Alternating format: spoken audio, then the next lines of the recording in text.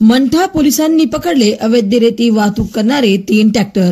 घटनेची सविस्तर माहिती अशी गुप्त बातमीदार मार्फत माहिती मिळाली की पोलीस ठाणे मंठा हद्दीमध्ये तळणी परिसरात पोखरे केंद्री येथे अवैध वाळू वाहतूक सुरू आहे। खात्रीलायक बातमी मिळताच पोलीस निरीक्षक निकाजे यांच्या मार्गदर्शनाखाली एक विशेष पथक नेमून दिनांक 4 जानेवारी रोजी 6 ते 6:30 वाजे दरम्यान मोजे पोखरे केंद्री तालुका मंठा येथील पूर्णा नदी पात्रात अवैध रेती वाहतूक करताना 3 ट्रॅक्टर ताब्यात घेण्यात आले।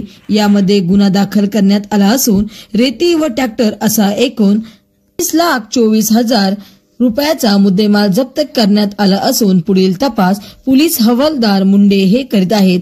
सदरची कारवाई माननीय पोलीस अधीक्षक जालना श्री अजय बंसल, अप्पर पोलीस अधीक्षक आयुष नोपानी, उपविभागीय पोलीस अधिकारी परतूर दादाहरी चौरे यांच्या मार्गदर्शनाखाली पोलीस निरीक्षक रवींद्र निकाजे, पोलीस उपनिरीक्षक संतोष माळगे यांच्यासह पोलीस ठाणे मंठा येथील तुळशी जुले, मनोज काळे, आसाराम मदने, श्रीकांत काळे, संतोष बनकर, महाराष्ट्र वाईब न्यूज प्रतिनिधी गजानन माळकर, मंठा, जिल्हा जालना।